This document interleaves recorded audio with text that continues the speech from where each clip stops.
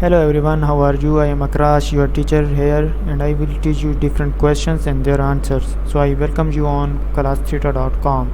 So our today's question is: can you tell from the coefficient of restitution whether a collision has added kinetic energy to a system, taken some away, or left the system's kinetic energy unchanged? Choose from A. Yes, if the coefficient of restitution is less than 1, energy has been changed into kinetic energy. If the coefficient of restitution is greater than 1, then kinetic energy has been changed to some other form of energy. If the coefficient of restitution equal to 1, then the initial and final kinetic energy are identical. B. No, if the coefficient of restitution is different from 1, energy has been changed into kinetic energy. If the coefficient of restitution is equal to 1, nothing can be said about how the energy changed. C.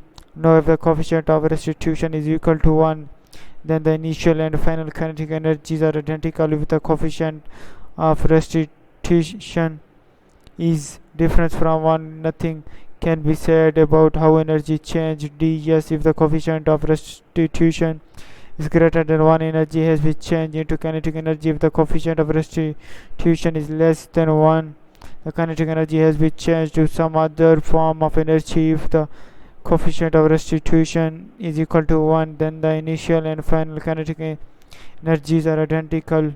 The answer of the question is D. Yes, if the coefficient of restitution is greater than 1, energy has been changed into kinetic energy. If the coefficient of restitution is less than 1, the kinetic energy has been changed to some other form of energy. If the coefficient of restitution is equal to 1, then the initial and final kinetic energies are identical.